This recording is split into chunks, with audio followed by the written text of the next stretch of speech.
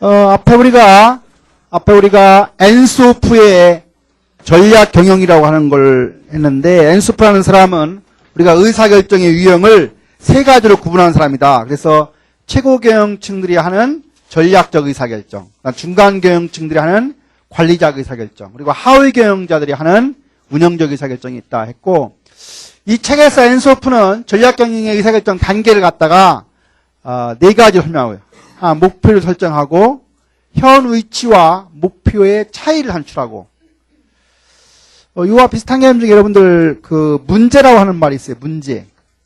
문제가 있고 과제가 있어요. 회사를 운영하는데 참 문제가 발생했다, 과제가 발생했다. 문제와 과제를 혹시 구분할 수 있는 사람 있어요? 문제는 현재하고 내가 달성하려고 하는 거하고 해보니까 갭이 발생하면 문제가 발생한 거예요. 내가 병원에 가서 건강검진을 했어요. 근데 암이 발견됐대. 그 문제가 발생한 거야. 문제 발생했어. 근데 언제 과제가 되냐면 암을 수술해서 나을 수 있으면 그 과제야. 근데 이미 끝났어. 지났어. 그러면 과제가 없어요. 기다리면 돼요. 그것처럼 회사에서 내가 어떤 문제가 발생했는데 그 문제가 내가 해결할 수 있고 해결할 의지가 가미가 되면 그건 과제가 되는 거예요. 과제가 되는 것이고, 이미 해결할 수 없거나 해결할 의지가 없으면 과제가 아니다 하는 거예요. 프로블럼, 문제라고 하는 것은 실제하고 달성하려고 하는 목표하고 갭이 발생하면 문제가 발생했다. 근데 그 문제는 해결하려고 하는 의지가 가미돼서 해결하려고 마음을 먹게 되면 그것은 과제가 되는 것이고, 그런 것이 없으면, 아까 내가 병원 갔는데 암이 발견되는데 암이 벌써 5기다. 그럼 끝난 거지, 그쵸? 요새는 암도 4기고 5기고 다 고치는 것 같아요. 다 고치는 것 같아요. 그래서 그 의사결정의 단계를 목표를 설정하고 현 위치와 목표의 차이. 여러분들도 인생에 있어서 여러분들의 어떤 목표를 정할 필요가 있어요. 내가 토익을 몇 점 맞겠다? 대학 졸업 때까지 900점을 맞겠다라고 목표를 세웠는데 현재가 500점이면 500과 900의 차이 400점이라고 하는 게 뭐예요? 이 차이 갭이 발생한 거예요. 갭이. 그러면 그 목표를 달성하기 위해서 어떻게 그걸 해야 할 것인가에 대한 것이 바로 수단이고, 각 수단에 대한 차이를 감소시키고 그런 측정을 해보는 게 이제 단계가 되겠습니다. 이건 지난번에 우리가 2장에서 잠깐 배웠던 거예요. 경영자라고 하는. 경영자의 유형이 있었죠? 무슨 경영자 있었죠? 최고 경영자, 중간 경영자, 하위 경영자도 있었고, 또 뭐 있었어요? 네? 고용 경영자, 그렇죠? 소유 경영자. 자기가 투자하고 자기가 경영자 역할을 하는 사람은 소유 경영자.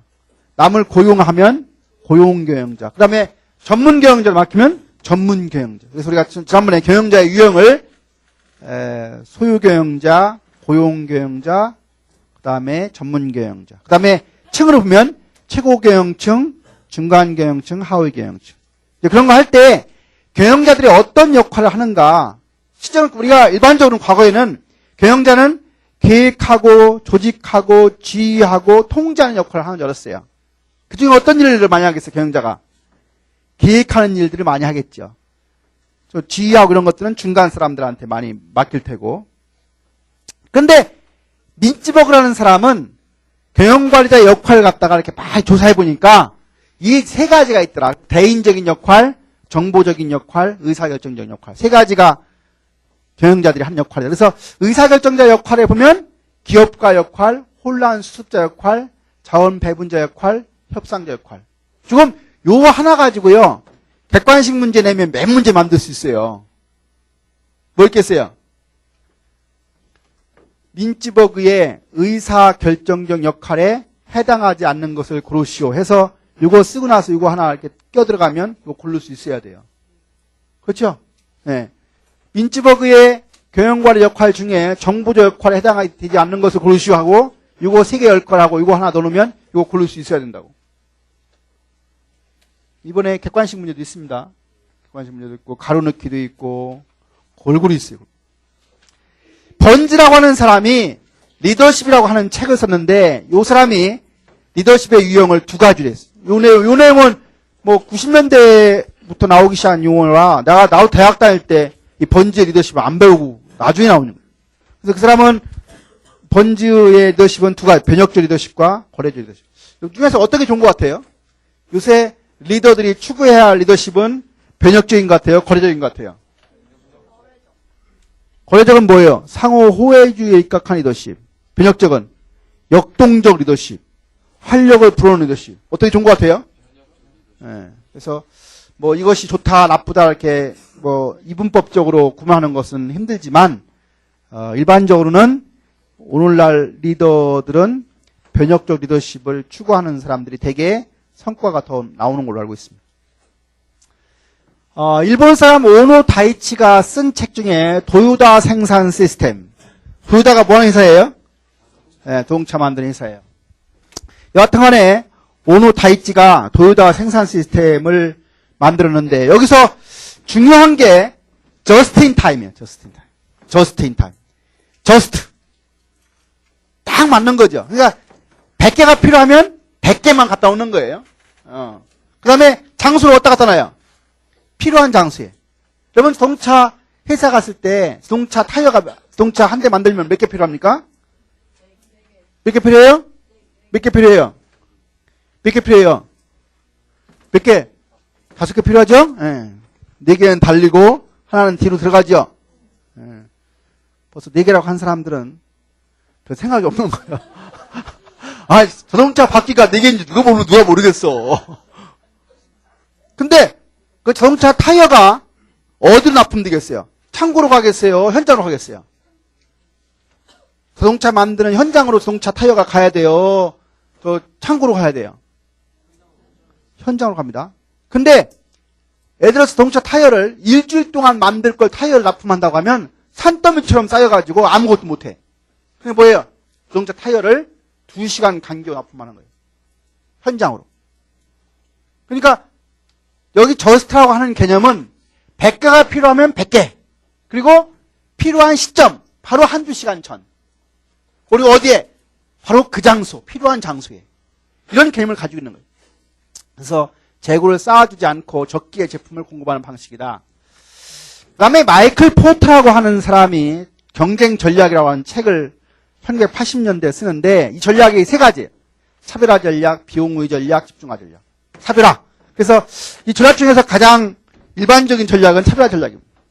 근데 이게 이제 비즈니스 스트래티지에서 전략이 이제 기업 전략, 사업 전략, 기능별 전략이 있는데 사업 전략의 유형이 3가지. 차별화 시켜야 된다. 차별화는 뭐예요? 다른 사람하고 뭔가 다른 거죠. 뭐가 다른 거예요? 뭐가 다른 거? 색깔이 차별화가 되든 뭐가 달라야 될 거 아닙니까? 여러분들 학교에 오면은 한국 야구르트 아줌마들이 왔다 갔다 해요. 그렇죠? 야구르트 아줌마가 왜 학교 와서 그 야구르트 돌리고 있어요? 뭐 하는 거예요, 그거?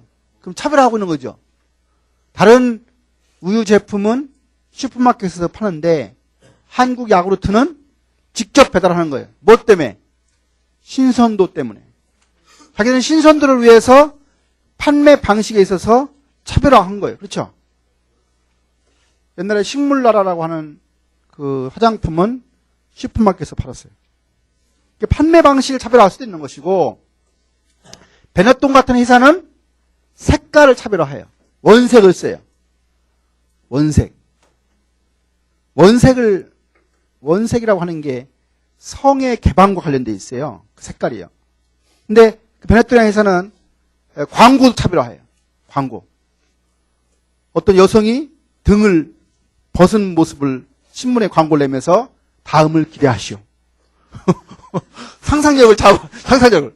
그리고 수녀와 스님을 갖다 또 전혀 다른 이렇게 이런 걸 통해서 사람들로 하여금 이렇게 광고도 차별화하고 색깔도 원색을 써서 차별화하고. 여하튼 우리가 색깔 차별하든 뭐 디자인을 차별화하든 이브생로랑 디자인 가지고 차별화하는 거죠. 그렇죠? 예, 판매 방식을 가지고 차별화할 수도 있고 가격을 비싸게 받는 거 차별화, 그렇죠? 예. 그래서 이게 차별화입니다, 차별화. 비용 우위는 가격을 대다수해요. 싸게 해서. 등록금을 싸게 해서. 그렇죠? 가격을 싸게 해서. 박리담회로. 어떻게 원가를 낮춰야 되는 거죠. 원가 낮추려면 어떻게 해야 돼요? 생산량이 많아야 되겠죠. 그렇죠? 대량 생산해야 되겠죠. 예? 규모의 경제를 실현하거나 학습 효과를 한다거나 비용 우위는 가격을 낮추는 가격을 낮추는. 집중하는 뭐예요? 집중하면 뭐겠어요? 어느 한 가지에 집중하는 거예요. 우리나라 제품 중에서 어느 회사에서 하나만 만드는 거 회사 어디 있죠? 옛날에 신일이라고 하는 회사는 선풍기 하나만 만들었어. 선풍기. 한일이라고 하는 회사는 모더 하나만 만들었어. 옛날에 인켈이라고 하는 데는 오디오만 만들었어. 그래서 어느 하나만 집중적으로 하는 게 집중화 전략 또는 초점 전략이라고 포커스. 그래서 우리가 이 세 가지 중에서 어느 하나를 가지고 승부를 내야 된다. 일단 토플러라는 사람이 등장해. 토플러. 뭐 이 사람 엘빈 토플러 더 서드 웨이브라고 하는 책을 써서 뭐 90년대에 상당히 유명했던 사람입니다. 80년대에. 그래서 이 사람이 쓴 용어 중에 프로슈머라는 말 등장합니다. 프로슈머. 생산자하고 소비자라고 하는 단어를 갖다가 합성한 거예요. 그래서 소비자가 생산 과정에 깊이 개입해서 누가 소비자이고 생산자인지 구별하기 힘들어지는 새로운 존재로 등장한 게 프로슈머다. 이제 그 얘가 냉장고에 문을 열지 않고 밖에서 물을 먹는 거 있어요. 그렇죠? 예, 그게 이제 결국은 소비자들이 냉장고 문을 열고 닫고 하니까 전력이 많이 소모되는 거 아니냐. 그래서 열지 않고 하는 것, 이런 아이디어를 냈고, 그것이 결국은 제품에 담겨지면 결국은 소비자가 생산자한테 이렇게 하라 저렇게 하라 이렇게 요구를 하게 되는 거니까 그런 개념을 프로듀스라고 하는 생산자와 컨슈머라고 하는 단어가 모아져서 프로슈머라고 하는 단어를 만들어냈습니다.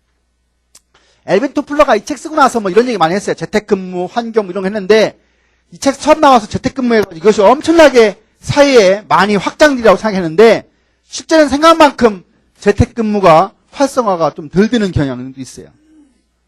왜 그럴까요, 사람들이요? 사람들이 집에서 근무하는 걸 좋아해요, 안 좋아해요? 여러분들 대학을 졸업하면 어디로 가야 돼요? 졸업하면은 직장을 다녀야 돼요. 자기가 창업을 하든지 둘 중에 하나 해야 돼. 그렇죠? 돈이 많다고 집에 있는 거 아니에요. 그렇죠? 아침에 일어나 갈 곳 있음에 행복하네. 그렇죠? 갈 곳 있어야 행복한 거예요. 뭐예요? 직장 나가는 의미가 여러 가지가 있죠. 오늘 점심도 같이 먹죠. 혼자 나가면. 그렇죠? 직장 안 나가면 점심 혼자 먹어야죠. 네? 직장 나가면 어때요? 일만 합니까? 뭐 해요? 서로 정보도 공유하죠. 어떤 얘기가 나온 드라마이기도 하죠. 응? 직장 나간다는 건 뭐가 있어요? 명함이 있다는 얘기죠. 그렇죠? 응? 직장이 좋은 거예요. 그래서 사람들은 재택근무라고 하는 용어가 나오면서 이게 뭐 엄청나게 확장될 거라고 생각했지만 인간은 원래 사회적인 동물이기 때문에 다른 사람들과 이렇게 어울리는 걸 좋아해요. 그 다음에 피터스와 워트만이라는 사람이 In Search of Excellence라고 하는 책에서 초우량 기업의 조건을 얘기했어요. 그래서 그 사람이 아마 수백 개의 회사를 조사해서 우량 기업들의 특징을 조사하니까 특징이 8가지 있어요. 8가지. 그래서 요 진실의 순간이라고 하는 요 말 MOT는 여러분들 비행기를 탔을 때 그 비행기에 대한 인상이 좋고 나쁘고는 그 승무원들이 딱 만나면서 우리가 신문 하나 들고 인사를 마주치는 순간에 판단이 돼요. 그래서 요 진실의 순간 MOT라고 하는 개념이 있고요. 오마엔 게이츠의 세계 경제는 없다라고 하는 책이 있고요. 뭐 별로 중요하지 않은 책이고 포터의 국가의 경쟁 우위라고 하는 책이 있는데 뭐 이런 것들이 국가 산업 활성화를 위한 4가지 여건이다 나와 있습니다. 생게라고 하는 사람이 제5의 경영이라고 하는 말을 쓰는데 이 사람은 처음으로 학습 조직이라는 말을 만들어냈어요. 왜 학습 조직이 필요하냐? 세상이 엄청나게 빠르게 변화하기 때문에 이러한 변화함에 따라서 우리가 끊임없이 학습을 하지 않으면 업무를 수행할 수 없어요. 그래서 결국은 학습 조직이 필요하다. 개인 학습이 있고 조직 학습이 있는데 결국 조직 학습은 그 조직에서 필요한 것들을 같이 모여서 공부하는 집단을 얘기해요. 그래서 학습 조직의 5대 구성 요소, 시스템적 사고를 가져야 된다.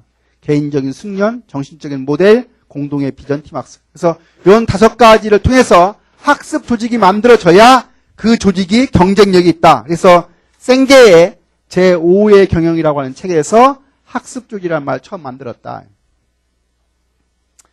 기타 경영학으로 피터스의 해방경영이라는 책, 챔피와 해머라는 사람, 리엔지니어링.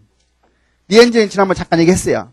아담 스미스의 국부론에서 분업의 원리를 가지고 결국은 전문화했던 것을 요 사람이 90년대 초에 이 책이 나오면서 이 분업의 원리에 의한 전문화를 깨는 걸 해요.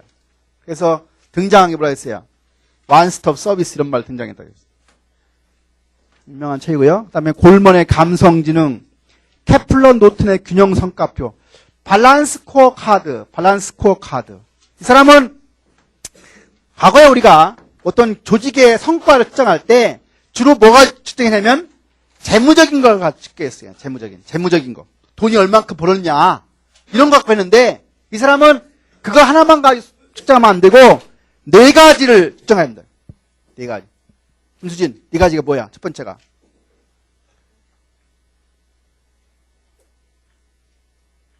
고객이 만족했느냐 안 만족했느냐도 측정해야 되고 또 구성원들이 얼만큼 학습을 하고 있느냐, 구성원들을 얼만큼 교육시키고 학습을 시켰느냐 하는 것도 측정해야 되고, 그 다음에 결국은 구성원들을 잘 뽑아서 학습을 잘 시키면 뭐겠어요? 내부 프로세스가 얼만큼 개선이 되겠죠.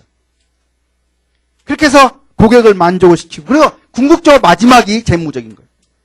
그래서 하나만 측정하면 되는 게 아니라 기업의 성과를 측정할 때는 거기 나와 있는 대로 고객이 얼만큼 만족했느냐, 또 내부 구성원들을 얼만큼 교육과 훈련을 시켜서 자기 개발을 시켜줬느냐, 그렇게 해서 결국은 고객을 얼마나 만족시켰느냐부터 시작해서 마지막에 뭐예요? 재무적인 성과를 측정해야 된다. 그래서 결국은 고객을 학습을 잘 시키면 프로세스를 좋게 하고, 프로세스가 좋아지면 고객이 만족이 되고, 고객이 만족이 되면 재무 성과가 올라간다. 이런 측면을 함께 성과를 측정해야지 재무적인 것만 해가지고는 안 된다. 이런 것들을 주장한 사람이 균형 성과표입니다. 그 다음에 스튜어트의 지식자본이라는 말 만들어낸 사람이고, 세이볼트의 인터넷 시대의 기업 전략, 그래서 기업의 가치가 오늘날 고객에 의해서 결정된다 이런 말을 했어요. 그 다음에 이제 70년대, 이건 좀 그 학자들의 의견이고요. 마지막 우리 교과서 보론에 보면 2가지가 나와 있는데, 한 가지가 시스템 이론이고 하나가 컨틴전스 이론입니다. 그래서 시스템 이론은, 시스템이라는 말이 있어요. 시스템이라는 말은 체제라고 하는 말인데, 상호 관련된 몇 개의 부문으로 이루어진 유기적 통합체다. 오가닉 월이라고 되는데, 그럼 이것도 시스템이에요. 시스템. 그렇죠? 이거 시스템. 뭐예요, 이게? 이게, 이렇게, 그 포인터 역할도 이렇게 불 나오면 포인터 역할이고, 넘기면은 또 넘기는 역할. 이게 있잖아요? 이 목표가 있어요, 목표. 그렇죠? 구성인자가 있고, 구성인자가 상호작용하면서 전체적으로 통일되어 있는 집합체가 체제예요. 시스템이에요. 여러분 시스템 아니에요? 시스템이에요. 개인도 시스템이에요. 죽으면 시스템 아니에요? 시스템 아니에요? 죽으면 끝이에요. 그렇죠? 시스템 아닙니다. 백목도 이건 시스템이지만 이렇게 부러지면 시스템이 아니에요. 그렇죠? 쓰임을 끝났어요. 이거는. 학교도 시스템이고, 논산시도 시스템이고, 대한민국도 시스템이고, 그렇죠? 우주도 시스템이고. 시스템의 특성은 전체, 목표, 유기적 구조, 피드백, 하위 시스템, 폐쇄 시스템.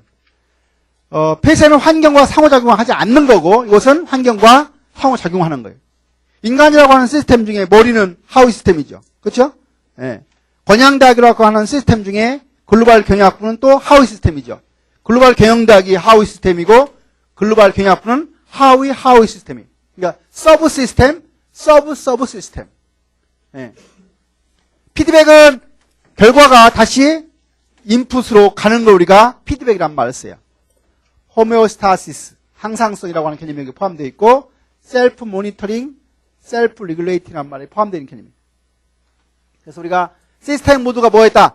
목표가 있다. 상호작용한다. 피드백도 한다. 하위 시스템이 있다. 전체적으로 통일되어 있다. 그러면서 환경과 상호작용하면 개방 시스템, 상호작용하지 않으면 클로즈드 시스템을 한다.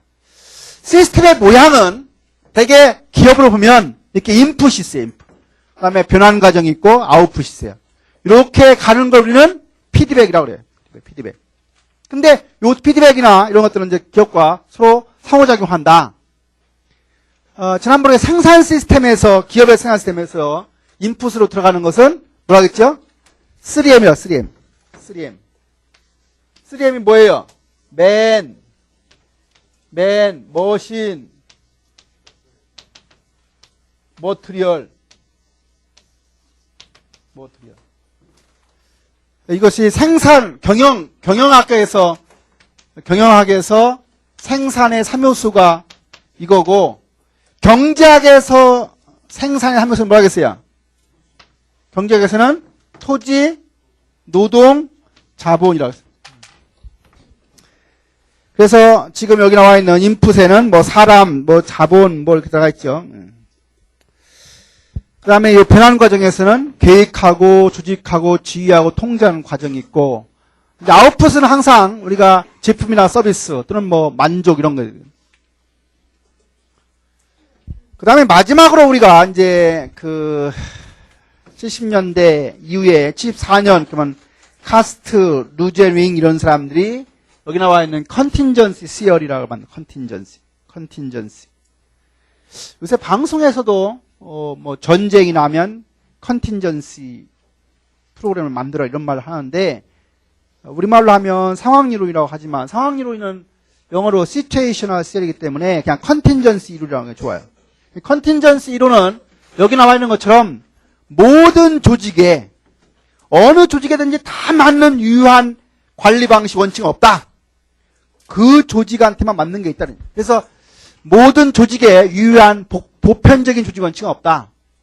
그러니까 조직이 달라지면 그 여러 가지 적용하는 원칙이나 방식도 달라져야 된다. 환경이나 조건이 달라지면 조직의 성과가 달라진다는 이론이다. 상황 요인과 조직의 특성의 적합성이 조직의 성과를 좌우한다. 그 상황 변수하고 조직의 특성 변수가 잘 적합성이 있어야만 성과가 좋아진다. 그 얘기입니다. 상황 요인에 따라 조직 내부의 특성 변수가 조직 성과에 미치는 영향이 다르다는 얘기인데 그럼 상황 변수는 어떤 거냐? 기업에 당면하는 환경이 어떠냐? 그 기업이 가지고 있는 기술이 어떠냐? 그 기업의 규모가 어떠냐? 대기업도 있고 중소기업도 있겠죠. 이런 것이 상황 변수고 조직의 특성 변수는 그럼 조직 구조는 어떻게 되어 있느냐? 관리 시스템은 어떻게 되어 있느냐? 그래서 이 조직 특성 변수와 이것이 잘 적합성이 있을 때 결국은 효과와 효율이 올라간다. 지난번에 효과와 효율을 구분한 적이 있어요. 그렇죠? 효과는 영어로 effectiveness하고 효율은 efficiency라고 그래요. 그래서 효율은 자원을 활용하는 정도를 얘기하고 효과는 뭐라고 했어요? 목표를 달성하는 정도. 시간을 어떻게 쓴다고 했어요? 시간을 효과적으로 사용해야 돼요? 효율적으로 사용해야 돼요? 시간은 효율적으로. 돈도 효율적으로. 효과란 말 아닙니다. 많은 사람들 책에서까지 학자들이 효과 효율을 구분 못하는 사람이었는데 나한테 배운 사람들은 명확하게 구분한다. 명확하게 구분한다. 교과서 보면요. 교과서 보면은 그 컨틴전시 이론에 4가지 특징이 나와 있어요. 첫 번째 뭡니까? 객관적 결과를 중시하는 게 컨틴전시 시어리다. 두 번째 뭐예요? 조직의 환경 적응을 중시한다. 세 번째, 조직을 분석 단위로 한다. 마지막, 범위가 대범위, 소범위가 아니고 중간 정도의 범위 이론이다. 그래서 그 밑에 그 그림, 아까 보여주는 컨틴전시의 기본 모형 보면 상황 변수, 조직 특성 변수, 조직 성과 변수. 이렇게 해서 그 2장, 3장을 다 맞추는데 3장 1분 내에 다시 한번 정리합니다.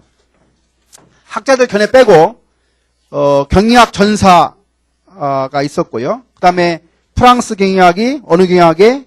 독일 경영학. 프랑스 경영학이 미국 경영학을 미치고 그 독일 경영학과 미국 경영학이 일본 경영학에 영향을 미치고 우리나라 경영학은 독일 경영학, 미국 경영학, 일본 경영학이 미쳤다. 그래서 우리나라 경영학은 약 80년의 역사를 가지고 있다. 그 다음에 이제 고전 이론에는 4가지가 있다고 했어요. 뭐예요? 테일러의 과학적 관리법, 포드의 포드 시스템, 페울의 경영 관리론, 막스 베버의 관료제론. 이것이 고전 이론이고, 이것에 대한 안티테제로 등장한 게 인간관계론이다. 인간관계론, 메이유와 리슬리스버그의 4차 호손 실험을 통해서 사람을 기계화하는 것에 대한 안티테제로 등장한 결국은 인간의 감정 또는 비공식 조직 이런 것에 대한 중요성을 만든 게 인간관계론이다. 그래서 인간관계론이 테일러 과학적 관리법 같은 고전 이론의 안티테제라고 하면 정과 반이라고 하면 그의 합이 뭐냐면 행동과학이에요. 그 행동과학의 여러 가지 이론이 메슬로 욕구니 엑스와 이론이니 아지리스 이렇게 등장하는 거예요. 그게 이제 40년대 50년대 얘기입니다. 행동과학은 인간 행동에 관한 연구가 많이 있었다. 경제학에도 있었고 인류학에도 있었고 사회학에도 있었고 심리학에도 있었는데 인간 행동에 관한 모든 연구를 모아서 이렇게 집대성 해놓은 게 행동과학이다. 영어로는 behavioral science다. 그래서 그런 거에 공부를 했고요. 그 다음에 이제 60년대 70년대 들어오면서 오늘 지금 마지막 토론에 얘기한 시스템 어프로치가 등장합니다. 시스템 이론은 아까 5가지 특징이 있고요. 시스템 접근을 한다는 얘기는 뭐라 했어요? 전체적인 관점에서 문제를 조망한다 하는 얘기입니다. 어떤 문제를 해결하는데 단편적인 접근이 아니라 전체적인 관점에서 조망하는 게 시스템 접근이란 말입니다. 시스템 접근. 그게 이제 70년대 초까지고 70년대 중반에 들어오면서 무슨 이론? 컨틴전시 시어리.